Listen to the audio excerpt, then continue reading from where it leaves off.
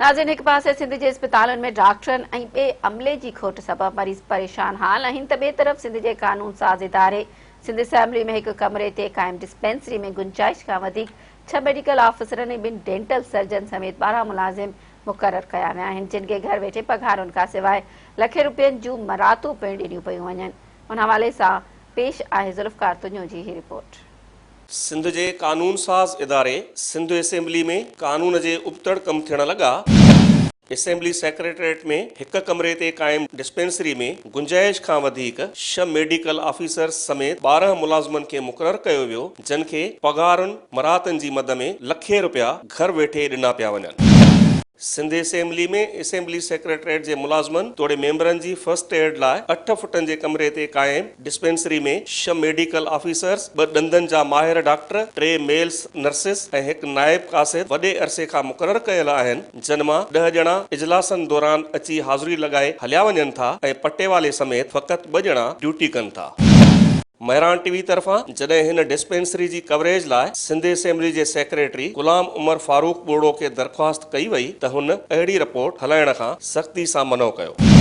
महरान TV जे नुमाइंदे पारां जॾहिं हिन डिस्पेंसरी जो ॻुझ में जाइज़ो वरितो वियो त हिन डिस्पेंसरी में हिकु टुटल बेड, दवाउनि लाइ ज़ंग लॻल अलमारी रखियल हुई, जिते पेनाडोल ऐं डाइक्लो सोडियम गोरियूं, 3 क़िस्मनि जा सीरप ऐं कुझु बैंडेज पियल हुआ। डिस्पेंसरी में फ़क़ति 2 मुलाज़िम मौजूदु हुआ, जिन में हिकु मेल नर्स बेड ते अघूर निंड सुतल नज़र आयो।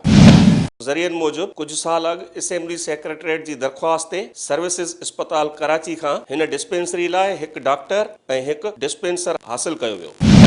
ज़रियनि मुताबिक़ पाकिस्तान पीपल्स पार्टी जे 2009 वारे दौर में उन वक़्त जे वॾे वज़ीर हिन डिस्पेंसरी जे स्टाफ लाइ 3 बुनियादी पघारुनि जे बराबरि बोनस जो ऐलान कयो हो, जंहिं खां पोइ डॉक्टर्स समेत सिहत खाते जा ॿिया मुलाज़िम सिफ़ारिशुनि ज़रिए हिन डिस्पेंसरी में मुक़ररी कराइण जी डोड़ में लॻी विया ऐं ॾिसंदे ई ॾिसंदे हिक कमरे ते क़ाइम हिन डिस्पेंसरी में सिहत खाते जे घोसड़ू अमले जी मुक़ररी वधंदे 12 ॼणनि ते अची पहुती।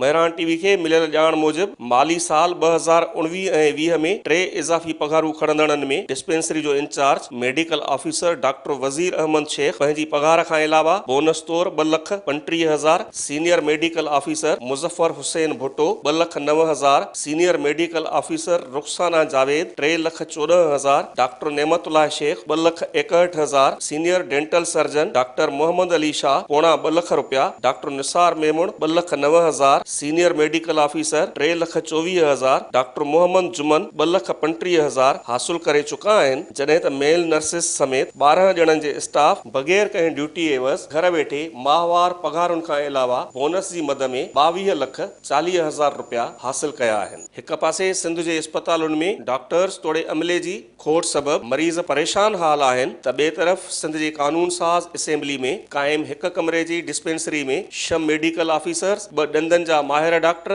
3 मेल नर्सिस ऐं 1 नाइब कासिद ते मुश्तमिल 12 मुलाज़िमनि खे मुक़रर करे खेनि पघारुनि ऐं मरातनि जी मद में हर साल 1.25 करोड़ खां वधीक रक़म घर वेठे ॾियणु सिंध सरकार जी ख़राब कारकर्दगी ऐं ख़राब हुक्मरानी जो हिकु ॿियो चिटो मिसाल आहे। ज़ुल्फ़कार तुंजो, महरान न्यूज़, कराची।